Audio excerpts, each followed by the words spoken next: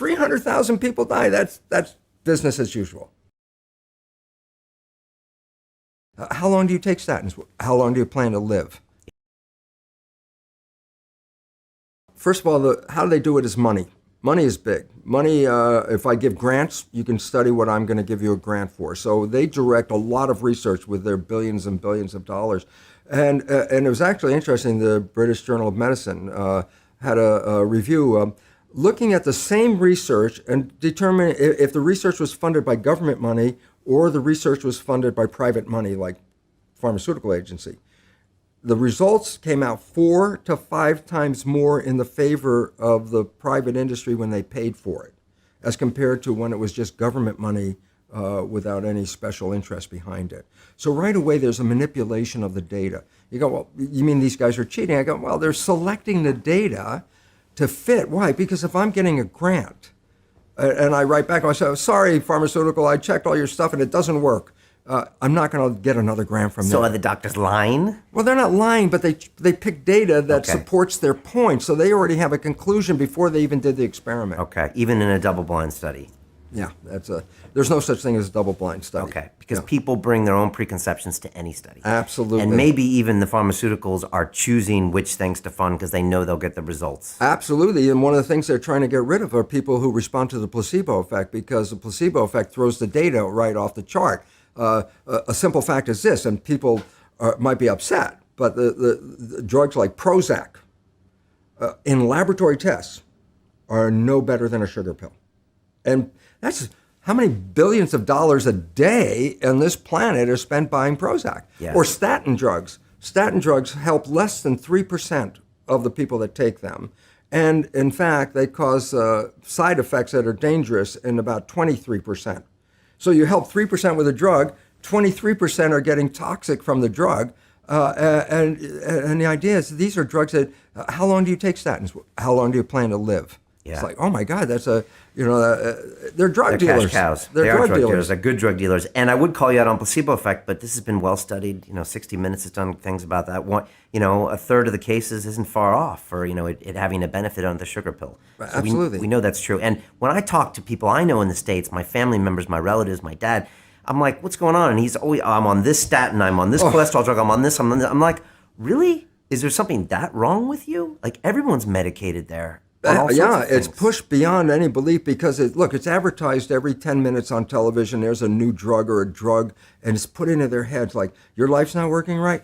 This drug, look at the happy people. See, they've taken the drug and how happy they are. And people buy that story, and drugs kill over 300,000 people a year. Pharmaceutical drugs kill about 300,000 people a year.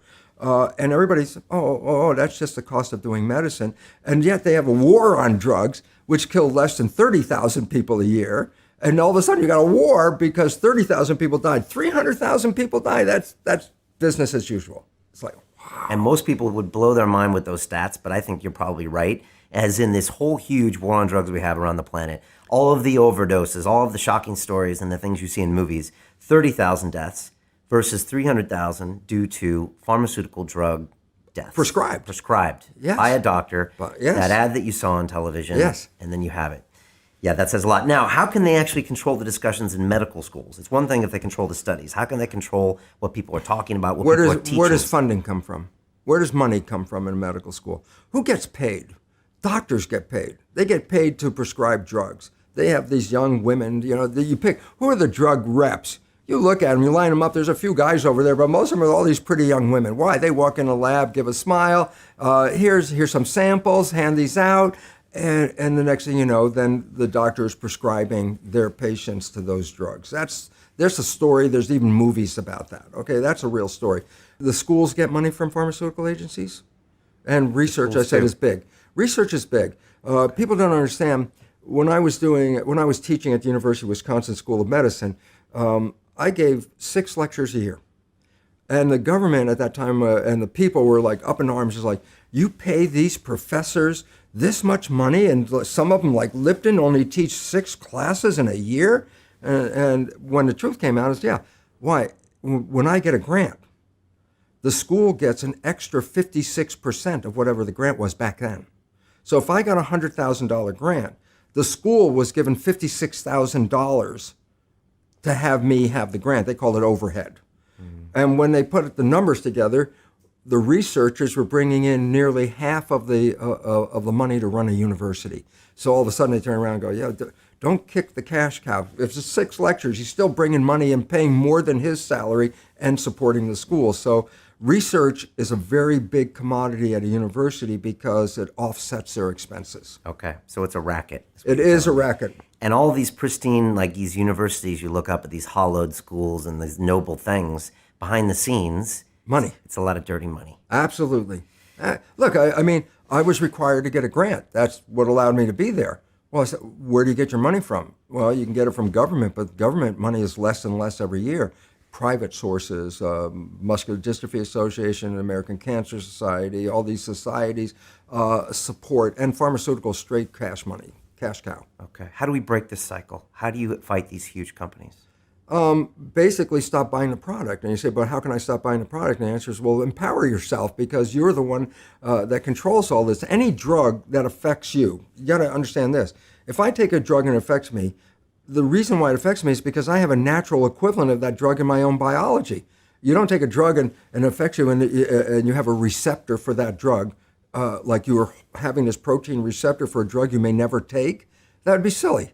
So if you have a receptor for a drug, then by definition, that receptor was already there because there was a natural drug. So in smoking pot, everyone, oh, no, there's a drug called tetrahydrocannabinol. And guess what? You have receptors for it because you make your own. So the idea is this. Well, if you want to have the effect of the drug, do you have to take an outside drug? And I say, no, you have to change your consciousness because you already manufacture every equivalent of a drug right now.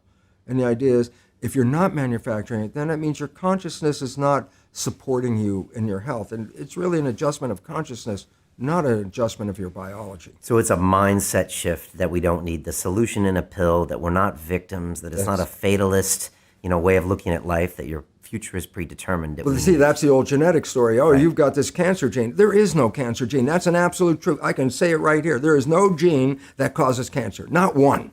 And I say, well, yeah, but look, Angelina Jolie, she had a double mastectomy because she had the BRCA1 gene.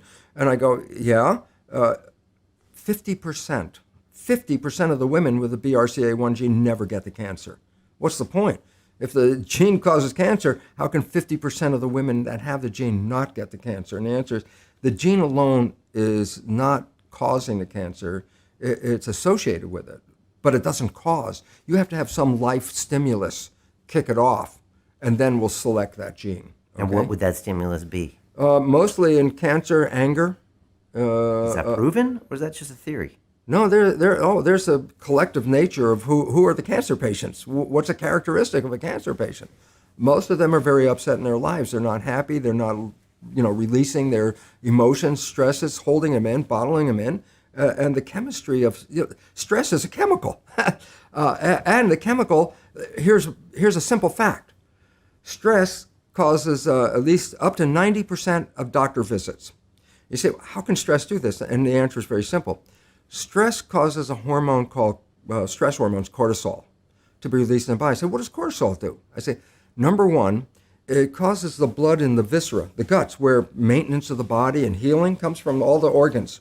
It causes the blood vessels to shut down because it pushes the blood to the arms and legs. Why? Stress means you're ready to run, fight or flight. So you push the energy to where you need it, arms and legs. Well, where do you get it from? Well, you squeeze the blood vessels in the gut. Well, this is growth. The viscera is growth. That's what the organs are for. Arms and legs are for protection. What's the point? If I'm in protection, I shut off growth. And more importantly, stress hormones shut off the immune system. A reason is just energy. The idea is if you're being chased by a saber-toothed tiger and you have a bacterial infection, how do you want to split the energy? How much energy you want to run away and how much you want to fight the with the immune system? The answer is, the hell with the bacterium. I mean, if the tiger catches you, the bacteria is useless. It's meaningless, So when you're in stress hormones shut down the immune system to conserve energy.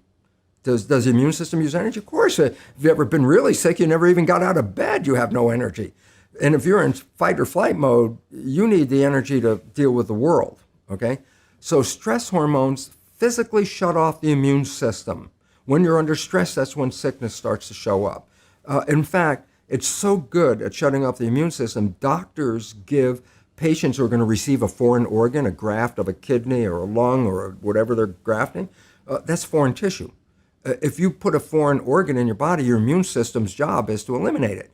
So as they're transplanting an organ, they give the patient stress hormones at the same time because stress hormones will shut off the immune system so the organ won't be rejected right away. That's how effective it is. It's used therapeutically to shut off the immune system. Yeah, but everybody out there in this world right now, with a small exception, is under some level of stress. Stress of my job, stress of money, will I have health care, whatever it is. And I say, yeah, every one of those people is dripping stress hormones continuously in their body, and those hormones inhibit the immune system, and the result is illness. And if you stop the growth, you say, yeah, but I'm an adult, I don't need to grow. And I say, yeah, but you have to replace hundreds of billions of cells that you lose every day. As I said, we just lost now 2 billion red cells. So Angelina shouldn't have got the double mastectomy. No, she has to recognize this.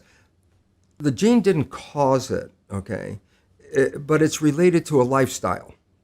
And if you change the lifestyle, you don't have to worry about the gene, because that behavior was passed from your mother to you, and she got it from your grandmother, and et cetera. And it's a history. It's your parents connected. who were also actors, starved for attention.